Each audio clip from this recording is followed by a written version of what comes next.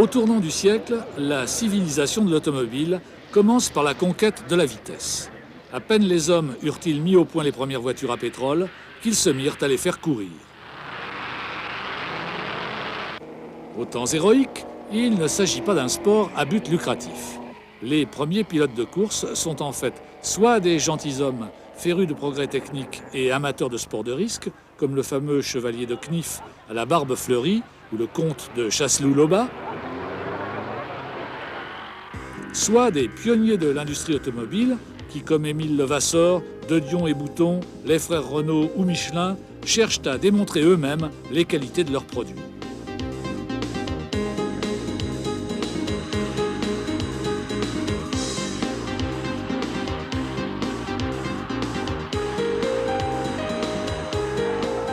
Puis, sous l'égide de l'Automobile Club de France, le sport automobile va prendre l'allure d'une confrontation internationale. Se constituent alors des équipes de marque dont les voitures sont conduites par des employés des constructeurs, mécaniciens, techniciens ou pilotes d'essai en semaine, coureurs le dimanche. Tel fut le cas d'Enzo Ferrari chez Alfa Romeo. Certes, il touche des primes et des prix, mais la course ne sera pendant longtemps qu'un moyen d'améliorer son ordinaire tout en satisfaisant sa passion. Le pilote de Grand Prix des années 10-20 est le plus souvent une sorte de baignure motorisée, risquant sa vie dans de hasardeux tournois pour la plus grande gloire de sa patrie et de sa marque, plutôt que pour faire fortune. Ses conquérants sont aussi des chasseurs de records. En 1929, Seagrave atteint 370 km/h aux commandes de Golden Arrow, la Flèche d'Or, Rule Britannia. Progressivement, cependant, la course a quitté les routes pour les circuits fermés. Elle est ainsi devenue un spectacle et la popularité des as du volant commence à le disputer à celle des champions de la petite reine ou aux autres grands sportifs. Les professionnels entrent en scène et les constructeurs se disputent leur concours, mais pas encore à prix d'or. Pour les vedettes des années 30, la course n'est pas encore un pactole et au coin de la piste, c'est plus souvent l'accident que la richesse qui les attend. Peu d'entre eux vivent d'ailleurs de la course et les plateaux des Grands Prix sont largement complétés par des amateurs fortunés. C'est le temps des gentilshommes pilotes professionnels.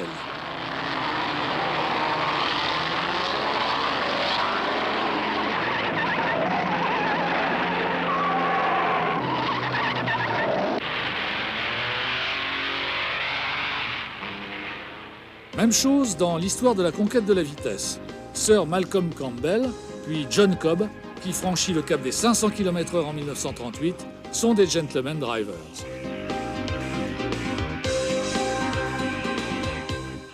Dans les Grands Prix, ce sont les organisateurs qui font la loi. Les engagements s'effectuent sur invitation, au coup par coup.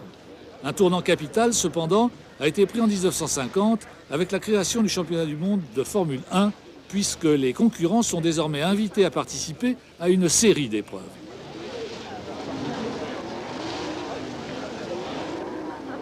Ce processus n'est cependant pas une garantie d'équité, puisqu'il n'a pas supprimé le marchandage.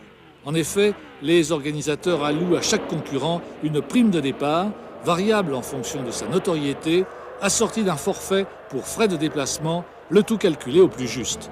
Autrement dit, le système fonctionne à la tête du client. Paradoxalement, ce sont les grandes marques comme Alfa ou Mercedes qui en profitent le plus, alors qu'elles ne courent pas pour gagner de l'argent, tandis que les petites écuries, en majorité britanniques, qui vont progressivement constituer le plus gros des plateaux à partir de la fin des années 50, sont réduites à la portion congrue. D'autant plus que les organisateurs d'alors, peu professionnels, font état de leurs difficultés budgétaires pour se montrer avares. D'où la pratique des starting money spéciales qui consiste pour une équipe à aligner à côté d'une voiture compétitive pour le pilote numéro 1 une seconde auto destinée à ne boucler que quelques tours dans le seul but de toucher la prime de départ. Celle-ci, ajoutée au contrat passé avec des pétroliers et firmes d'équipement automobile, constitue jusqu'à la fin des années 60 l'essentiel des recettes des écuries, lesquelles, à l'exception des 2 ou 3 mieux nantis, éprouvent le plus grand mal à équilibrer leur budget.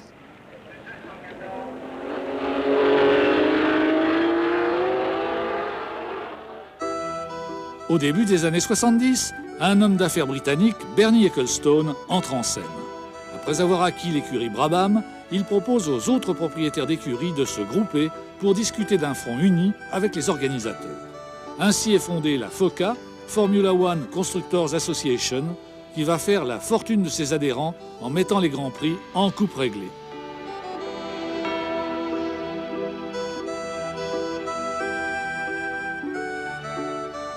You just need to be competing for 1 year and shown to be doing a sensible job and apply for membership.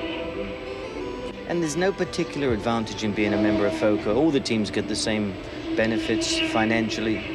It's the club that's been going a long time, and you know, we try to steer, and hopefully between us when we meet, we do something which we think is not good for each individual, and we don't make politics for each individual team. We try to do something that's good for Formula One racing.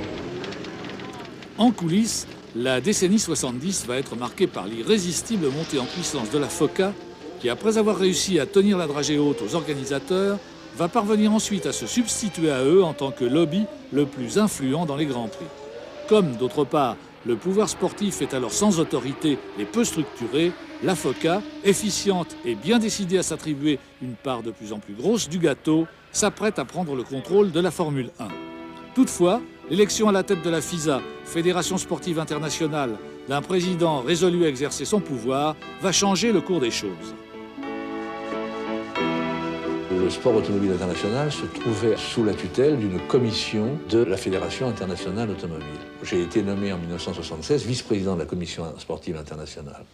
Et j'ai découvert très vite, en quelques mois, qu'elle était sous le contrôle de lobbies de constructeurs, sous certaines influences germaniques notamment à l'époque, qui faussaient les règlements, qui mettaient en place des règlements dans l'intérêt de certains constructeurs de certains pays. J'ai marqué ma désapprobation en démissionnant bruyamment de ma vice-présidence internationale. Et c'est ainsi qu'à Melbourne, à l'Assemblée générale de la FIA, nous avons créé la FISA, la Fédération internationale du sport automobile, qui a bénéficié d'un statut d'autonomie à l'intérieur de la FIA. Balestre veut asseoir son autorité en faisant rentrer la FOCA dans le rang. Dès lors, le conflit s'annonce inévitable.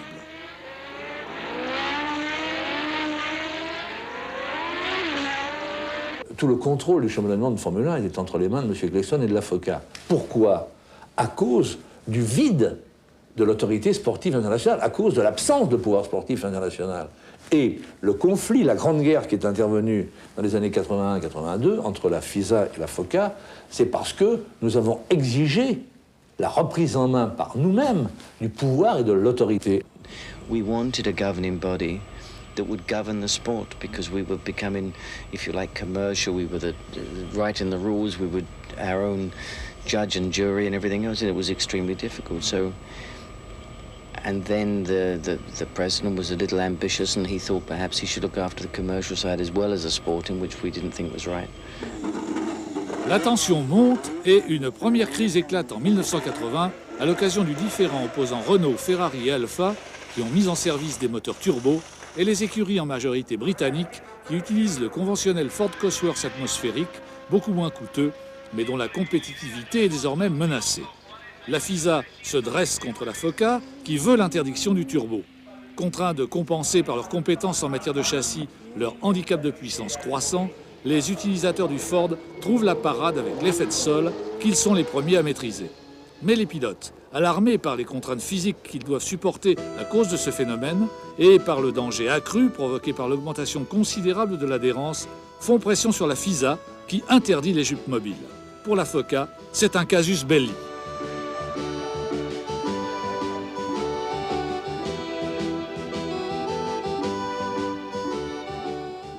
Constructors were Renault and Ferrari could see that if they sided in with the federation, they may get the rules written to suit them.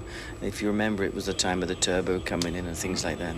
And they were looking for an edge in the rules to suit them. So that if we side in with the federation, we're going to get the rules written against those terrible English people.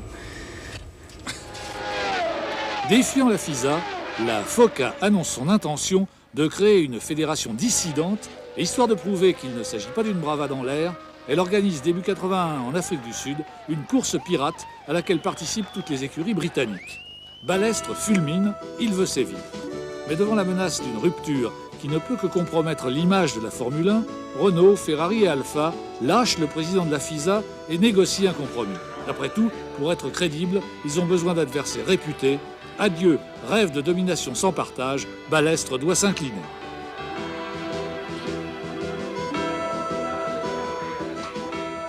J'ai appelé M. Ecclestone, ça a duré 5 minutes d'ailleurs. Nous avons établi un gentleman's agreement, qui respecte les positions de chaque partie, c'est-à-dire la partie commerciale était pour lui et pour les constructeurs, les pilotes, etc., et les organisateurs, bien sûr, et l'aspect sportif avec des redevances normales, sous le contrôle de la Fédération internationale. Et c'est un document qui s'appelle l'accord Concorde, que nous avons mis au point avec 8 juristes de 3 nationalités dans nos bureaux. Les négociations ont duré 29 jours. 29 jours non-stop. Ce document, d'ailleurs, a résisté à l'épreuve du temps, puisque maintenant, il existe depuis 11 ans, et ça a toujours été la Bible, l'évangile du championnat du monde de Formule 1. Les apparences sont sauves, mais chacun garde ses arrière-pensées et ses ambitions d'hégémonie. Paradoxalement, pourtant, l'affaire a rapproché Ecclestone et Balestre, qui s'est aperçu à ses dépens que le soutien des écuries dites légalistes à sa cause n'avait pas la solidité qu'il escomptait. Et tandis que les écuries FOCA se mettent à tricher en ne respectant plus le poids minimum réglementaire, la FISA, étrangement laxiste, laisse faire. Exaspérés, les légalistes réagissent en déposant des réclamations à l'issue du Grand Prix du Brésil 82. Piquet, le vainqueur, et Rosberg seront déclassés, ce qui va remettre le feu aux poudres. Pour protester contre cette décision, la quasi-totalité des écuries britanniques boycottent le Grand Prix de San Marino. Renault et Ferrari en sont réduits à arranger un simulacre de course pour essayer de sauver la face vis-à-vis du public. Chaque camp semble décidé à tuer la poule aux œufs d'or et la Formule 1 court tout droit à sa perte.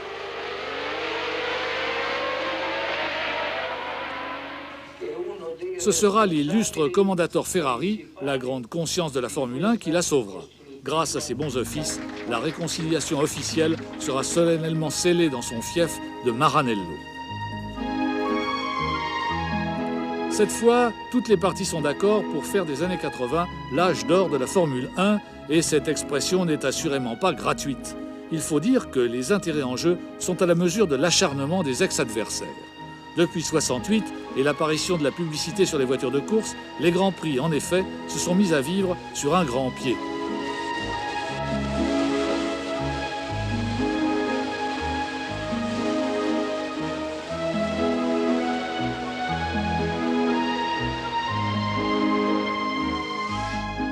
Les fabricants de cigarettes et les producteurs de boissons alcoolisées, notamment, interdits de publicité dans la plupart des autres sports, répandent une véritable manne sur la course automobile en général et la Formule 1 en particulier, qui est devenue un nouvel Eldorado.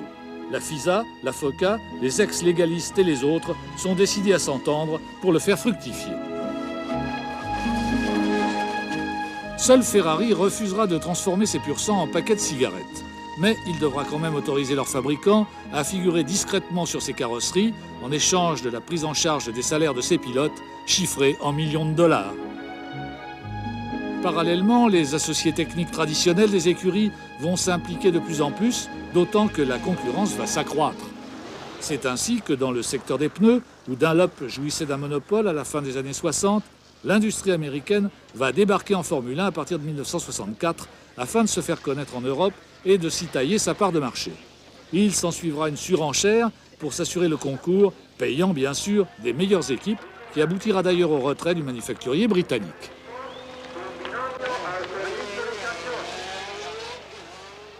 Michelin prendra alors le relais et portera à son tour les couleurs de l'industrie européenne contre le géant Goodyear jusqu'à la fin de la saison 84. Puis Pirelli reprendra le témoin, mais le pneumaticien italien ne fournira qu'un effort sporadique qui ne lui permettra pas de s'imposer et Goodyear se retrouvera seul au début des années 90.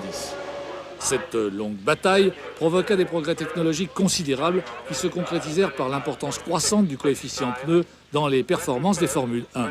Importance qui, malheureusement, se traduisit à son tour par un coût de plus en plus élevé du budget pneu, encore aggravé au cours des années 80 par la mise en service d'enveloppes à gomme tendre dites de qualification, exclusivement destinées aux essais et dont l'autonomie ne dépassait guère un seul tour de circuit. Cette pratique, aux effets ruineux, sera d'abord limité, puis carrément abandonné grâce au monopole Goodyear. We bring 2,300 to 2,400 tires to each racetrack. Depending on the rain, how well the qualifiers work, we'll use maybe 1,000 or 1,200 of them. We actually make about 30,000 racing tires for Formula One, for the races and for the testing. A lot of testing, as you well know, going on. We don't like to talk money, but it talks many, many millions of dollars, just Formula One. Cette inflation eut deux conséquences opposées. L'une positive pour les grandes écuries non seulement équipées gratis, mais généreusement subventionnées par leurs fournisseurs. L'autre négative pour les équipes de milieu et de bas de tableau, obligées de consacrer une part trop importante de leur budget à l'achat des pneumatiques. En fait, à part son intérêt promotionnel, dont l'importance augmente considérablement à partir de la fin des années 70, avec sa médiatisation croissante, la Formule 1 intéresse aussi les sponsors techniques dans la mesure où elle représente un facteur motivant, donc efficace, d'accélération des recherches et de mise au point de produits nouveaux. We get a lot of benefits from Formula One. One of them, of course, is to promote Goodyear and promote our racing image, our performance image. But certainly we do a lot of training, a lot of engineering development, different fabrics, different materials and tires, and it's a lot of good reasons for being here. Les technologies élaborées pour la course ont incontestablement eu des retombées fructueuses en série. Abaissement des profils, élargissement des bandes de roulement, généralisation de la carcasse radiale, gomme pluie, etc.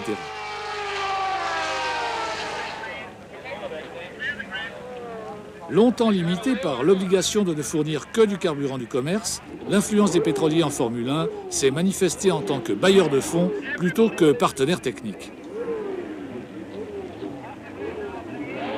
Mais tout va changer avec la mise en service des moteurs turbo à la fin des années 70. Les problèmes spécifiques de combustion liés à cette technologie vont en effet amener les motoristes à faire pression sur leurs fournisseurs pour obtenir des carburants mieux adaptés, c'est-à-dire plus sophistiqués dans leur composition.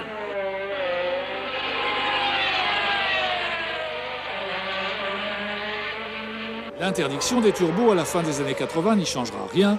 Le processus de recherche qui s'est enclenché va même s'emballer pour alimenter les atmosphériques des années 90.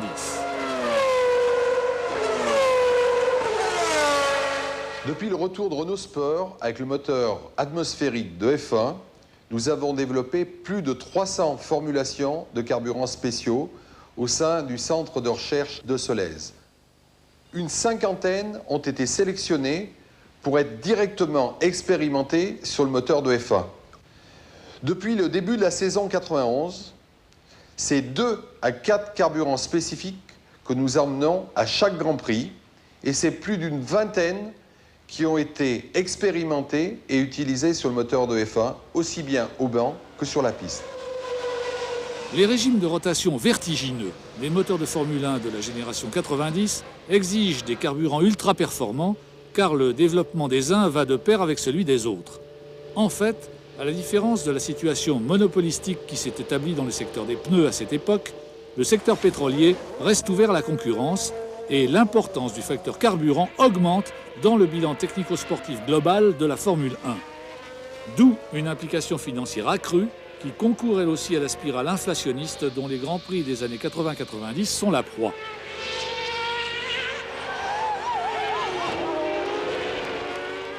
D'où un besoin de réglementation pour mettre un frein à ce processus qui engendre des recherches hyper pointues passionnantes, mais si coûteuses qu'elles risquent d'être fatales au sport.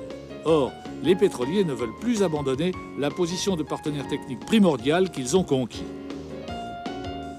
Chi vuole interpretare la Formula 1 come un laboratorio sperimentale dove è libero fare la ricerca scientifica la più avanzata. Il faut dire que si les grandes firmes ont investi des budgets de plus en plus considérables dans la Formule 1, c'est qu'à partir des années 70, elle est devenue l'un des sports les mieux couverts par la presse, assurant ainsi ses sponsors d'inestimables retombées en termes d'image. Bernie Ecclestone fut le premier à le prévoir, et dès lors, il se consacra à ce que les Grands Prix soient mis en scène comme de véritables shows médiatiques, ce qui fera en retour pleuvoir la manne sur les artistes. En 10 ans, entre 81 et 91, l'audience télévision du championnat du monde de Formule 1 a quintuplé, approchant les 30 milliards de téléspectateurs selon la FOCA, qui vend les droits aux images dans près de 100 pays. ce qui explique que les gains des pilotes et des écuries vont être multipliés par 10. The money which is put into Formula One is not put in for nothing. I mean, sponsors only are here to pay the money if they at least get the double back. I mean, nobody is stupid, especially in today's times. I think really Bernie did a fantastic job of keeping it all the time interesting, inventing new races in new countries to keep a consistently growth in Formula One. And the growth in Formula One means more media, more public, more spectators. That means more money put in and more sport and more interesting things come out. And it's amazing how Formula One develops. The only bad thing about Formula One, in my opinion, is that it is so good that it destroys the rest of motorsport. Combien rapporte un Grand Prix et comment les gains sont-ils répartis? Chaque organisateur s'engage à payer un forfait compris entre 1 et 1,5 million de dollars par Grand Prix à la FOCA. Somme que celle-ci distribuera ensuite aux écuries selon un barème rigoureusement préétabli en fonction des classements aux essais, pendant et à l'issue de la course et au championnat des constructeurs. Si nous prenons par exemple le cas de l'écurie Williams-Renault au Grand Prix du Brésil 92, où ses pilotes se classèrent aux 2 premières places aux essais, puis en course, et à l'issue duquel l'écurie était en tête au championnat, on peut évaluer ses gains de ce week-end-là à une somme de l'ordre de 250 à 300 000 dollars, à laquelle s'ajoutera une quote-part sur les droits de télévision, dont la plus grande partie est concédée par la FISA à l'omniprésente FOCA et, naturellement, les primes des sponsors.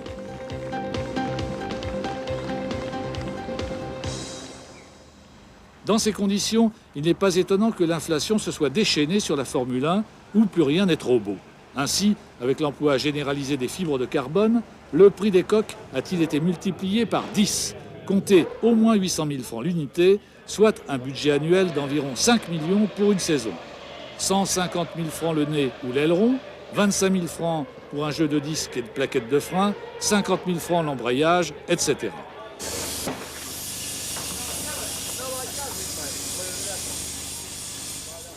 Puis l'entrée dans l'ère de l'électronique a fait à son tour exploser les budgets avec l'apparition de la télémétrie et la mise en service de systèmes de gestion ultra sophistiqués allant de la suspension active à la boîte semi-automatique en passant par le patinage.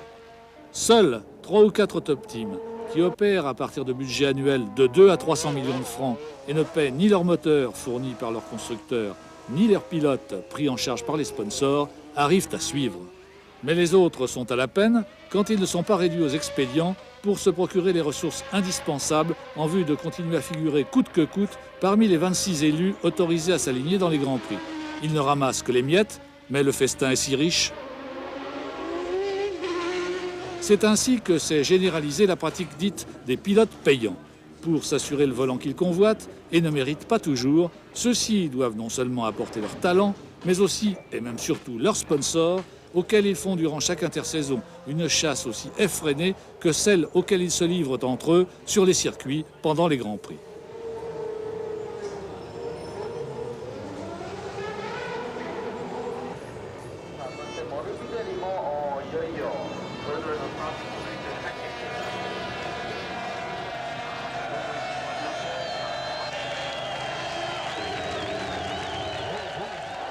La Formule 1 est devenue, sous l'empire de l'argent, un microcosme nombriliste où l'adoration du veau d'or tient lieu d'idéal et où les conflits d'intérêts et les luttes d'influence impitoyables ont peu à peu et pernicieusement relégué l'esprit sportif au rang des vieilles lunes démodées.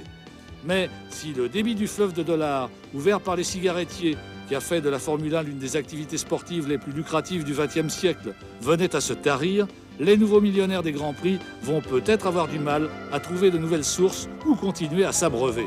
Une nouvelle bataille s'est donc engagée entre le couple FOCA-FISA au pouvoir, prônant une formule spectacle moins coûteuse qui permettrait de sauvegarder les profits malgré la dureté des temps, et les grandes entreprises qui ne continueront à investir que si la Formule 1 conserve intacte son aura de prestige technico-sportif.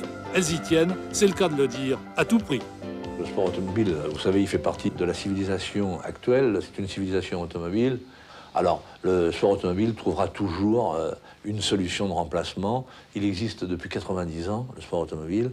Je crois qu'il va continuer encore un certain temps.